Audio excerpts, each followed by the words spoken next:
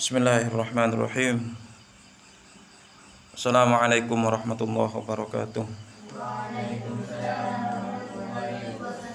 Bismillah walhamdulillah wassalatu wassalamu ala rasulillah sayyidina maulana Muhammad ibn Abdullah wa ala alihi wa sahbihi wa mawalah wa la hawla wa la quwwata illa billah.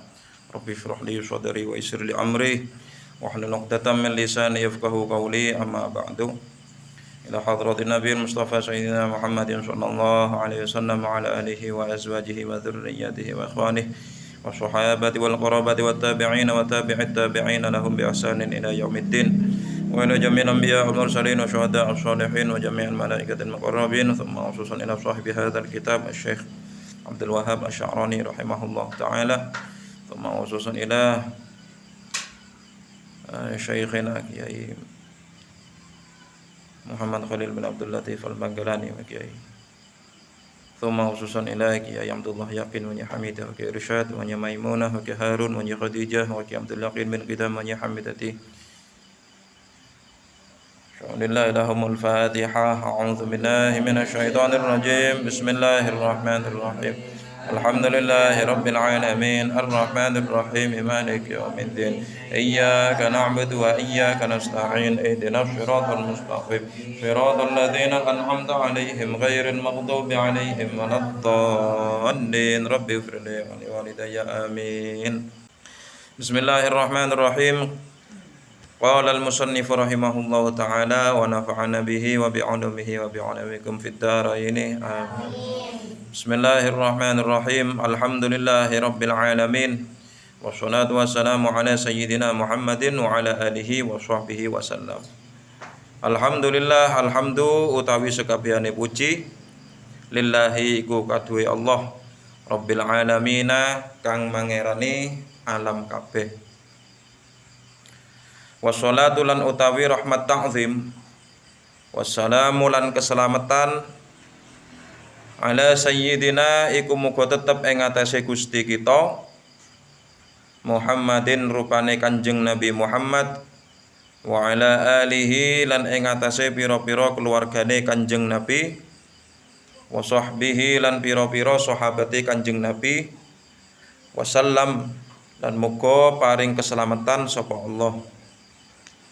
Wa ba'du lan iku ing dalam sakwise bismillah alhamdulillah sholawat lan salam fahadhihi wasiyatul mustafa fahadhihi mongko utawi ikilah risalah. Risalah itu kitab kecil, kitab tipis itu namanya risalah. Fahadhihi mongko utawi ikilah risalah wasiyatul mustafa iku wasiyate nabi kang den pilih. Alaihi iku tetep ing atase al Mustafa as-sholatu utawi tambahi rahmat wassalamu lan keselamatan. Alaihi sholatu wassalam. Li Ali bin Abi Thalib maring Sayyidina Ali bin Abi Thalib karramallahu wajhah. Karrama muga mulyaake Allahu sapa Allah wajhahu ing wajahe Sayyidina Ali bin Abi Thalib. Qala dawuh sapa Sayyidina Ali bin Abi Thalib. Da'ani Rasulullah sallallahu alaihi wasallam. Da'ani ngundang ni ing ingsun Rasulullah sapa Rasulullah sallallahu alaihi wasallam. Fa khalautu mongko persepen ingsun ma'ahu ing dalam sertane Kanjeng Nabi atau Rasulullah fi manzilihi ing dalam daleme Rasulullah. Faqala mongko dawuh sapa Rasulullah li maring ingsun, ya Aliyu anta minni bimanzilati Harun min Musa alaihi salam. Ya Aliyu he Ali, anta utawi sira minni saking ingsun bimanzilati Haruna iku kelawan sepadane kedudukane Nabi Harun min Musa saking Nabi Musa alaihi salam. Ghaira annahu angin sak temene kelakuan la nabiyah iku ora ana nabi iku maujud ba'di ing dalam sakwise ingsun. Inni usika inni sak temene ingsun usika iku wasiat ingsun ka ing sira al yauma ing dalam dina iki bi wasiyatin kelawan wasiat in anta lamun utawi sira hafidtaha iku ngrekso sira ing wasiat istahamidan mongko urip sira hamidan hale kang den puji wa mutta syahidan lan mati sira syahidan hale kang mati syahid wa ba'atsaka Allahu yaumal qiyamah wa ba'atsaka lan nangehake ka ing sira Allahu sapa Allah yaumal qiyamati ing dalam dina kiamat faqihan hale kang alim fikih aliman tur kang alim. Jadi Kiai Musannif setelah menyebutkan muqaddimah ya, setelah menyebut memuji kepada Allah, bersolawat kepada Nabi Muhammad, Kiai Musannif yang mengarang kitab ini yaitu Syekh siapa? Syekh Abdul Wahhab Asy-Sya'rani, beliau berkata bahwasanya fahadhihi wasiyatul Mustafa. Kitab ini kitab risalah, kitab kecil, kitab tipis yang menerangkan tentang wasiat-wasiatnya Nabi Muhammad kepada Ali bin Abi Thalib ya.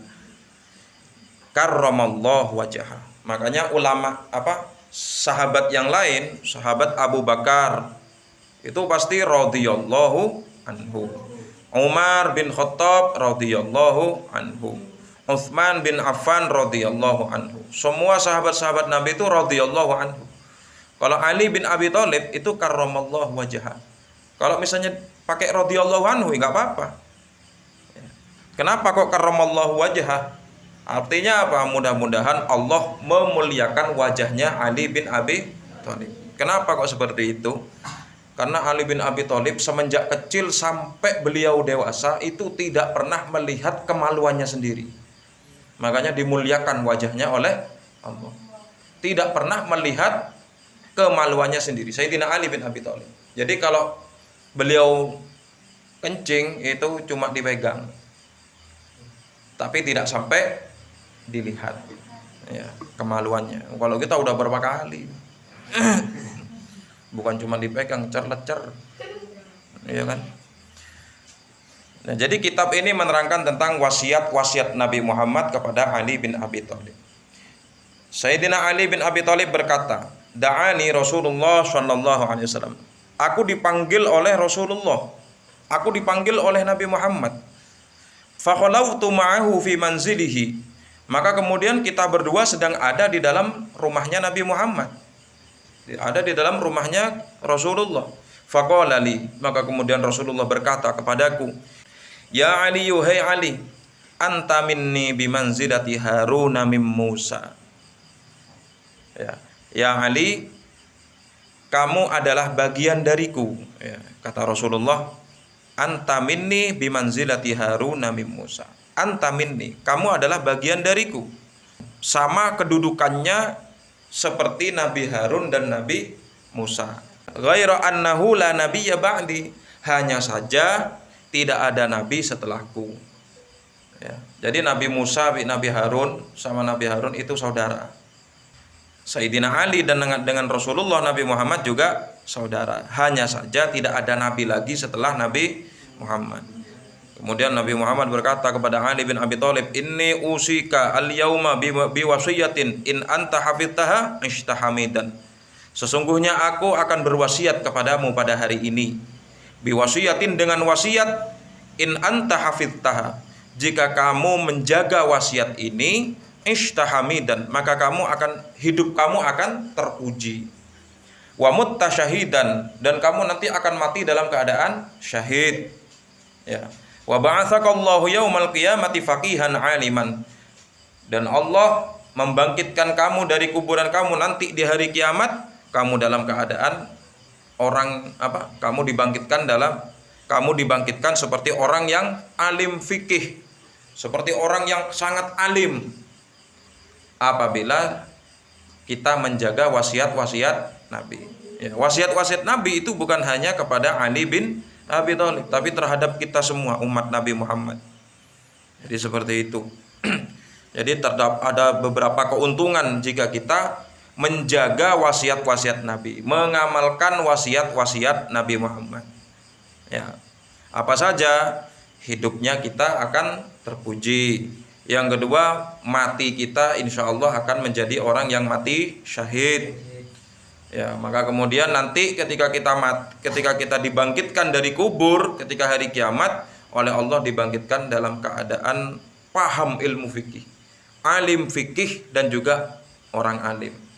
Apa gunanya kita nanti dibangkitkan di hari kiamat dalam keadaan alim? Kan sudah tidak ada apa-apa lagi. Ya. Orang alim itu surganya berbeda dengan orang biasa. Ya, orang alim itu tempatnya itu bersama para nabi, itu orang alim. Surganya beda. Ya, derajatnya juga beda. Jadi seperti itu.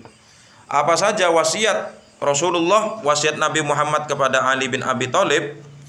Yang pertama, ya Aliyu, hei Ali, man akalal halal, man utawi sapane wong akala iku lamun mangan sapa man al halala ing perkara kang halal, sofa dinuhu mongko bening dinuhu apa agamane man, waraqqa qalbuhu lan lemes atau lembut qalbuhu apa atine man, walam yakun lan ora ana lidakwatihi iku keduwe dungane man hijabun apa aling-aling.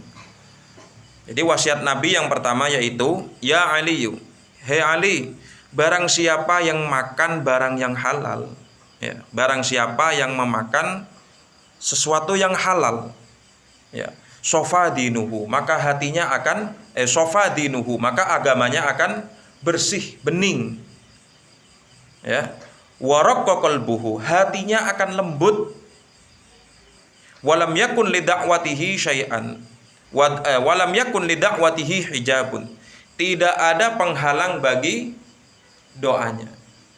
Ini maksudnya seseorang yang makan dengan barang yang halal, dengan perkara yang halal, maka agamanya itu bening, agamanya itu bersih, enggak kotor. Seseorang yang makan dengan barang yang halal, raqqa qalbuhu, ya, lemes hatinya, lembut hatinya, ya, bukan hati yang bukan hati yang keras. Tapi orang yang makan barang yang halal itu lemes hatinya, mudah menerima nasihat. Ya. Walam yakun lidakwatihi hijabun, tidak ada penghalang bagi doanya.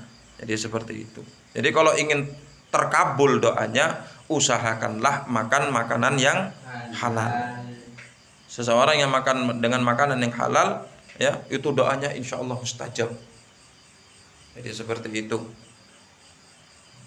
Yang kedua, ya Ali, yuhai Ali, man akala syubhat, man utawi sapane wong akala iku mangan sapa man asyubhat ing pira-pira perkara kang syubhat, ing pira-pira perkara kang syubhat atau ora jelas, enggak jelas, ya, istabaha mongko serupa alaihi ing atase man dinuhu apa agamane man, wa azlama lan dadi peteng qalbuhu apa atine man, waman akala lan utawi sapane wong akala iku mangan sapa man al harama ing perkara kang haram, mata qalbuhu mongko mati qalbuhu apa atine man, wa khaffa lan enteng dinuhu apa agamane man, wa dha'ufa lan apes lemah yaqinuhu apa keyakinane man, wa hajiballah lan ngaling-ngalingi Allahu sapa Allah da'watahu ing dongane man,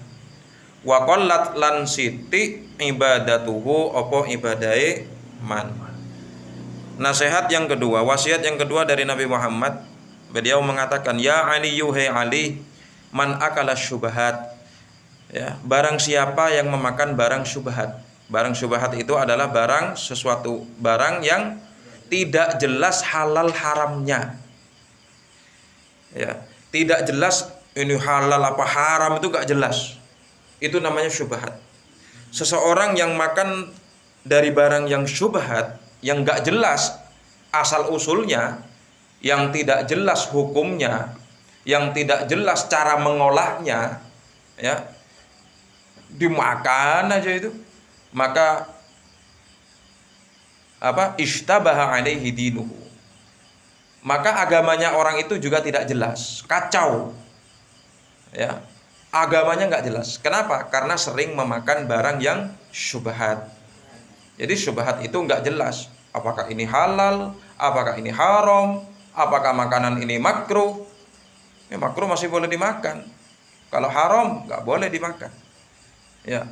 Kemudian seseorang yang memakan dari barang yang syubhat, aflama qalbuhu, hatinya akan gelap.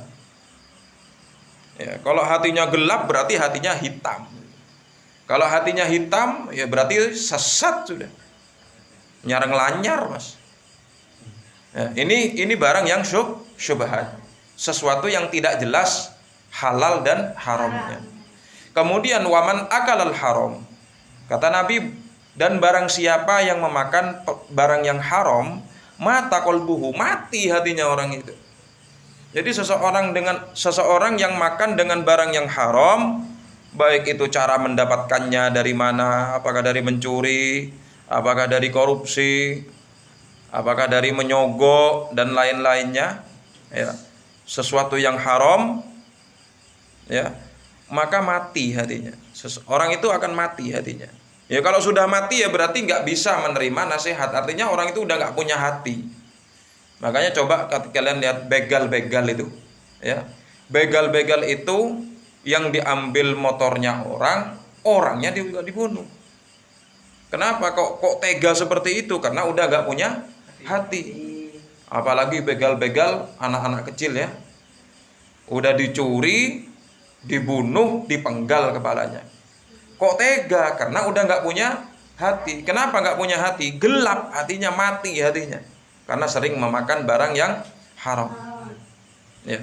Seseorang lagi yang memakan barang yang haram, khaffadinuhu, agamanya itu ringan. Agamanya itu nggak berbobot. Kelak nanti ketika di hari kiamat, ketika ditimbang di yaumul mizan, ya, maka antara kebaikan dan kejelekannya itu lebih besar kejelekannya. Kenapa? Karena enteng, agamanya ringan.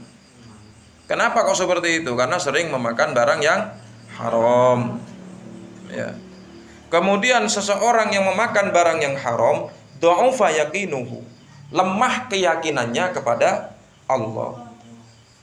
Gak yakin, saya mang kepada Allah. Ya, gak yakin, keyakinannya kurang.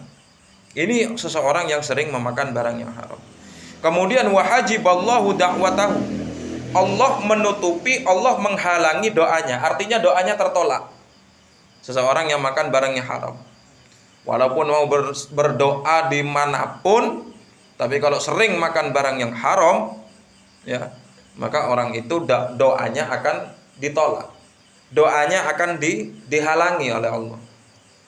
Tidak nyampe kepada Allah, nggak nyampe karena terhalangi perkara yang haram tadi itu, ya. Kemudian waqallat ibadatuhu, orang yang makan barang yang haram itu sedikit ibadahnya, ya, mau sholat malas.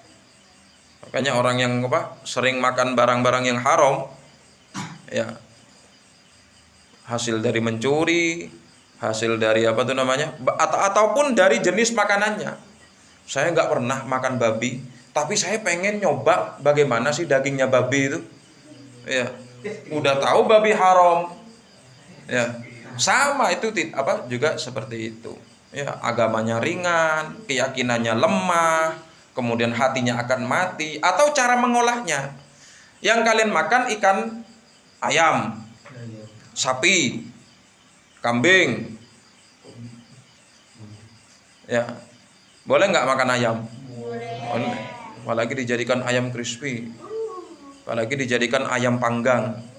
Tapi cara mengolahnya keliru. Ada ayam tidak dimasak langsung dimakan, haram. Kenapa? Karena tidak disambeli. Ya.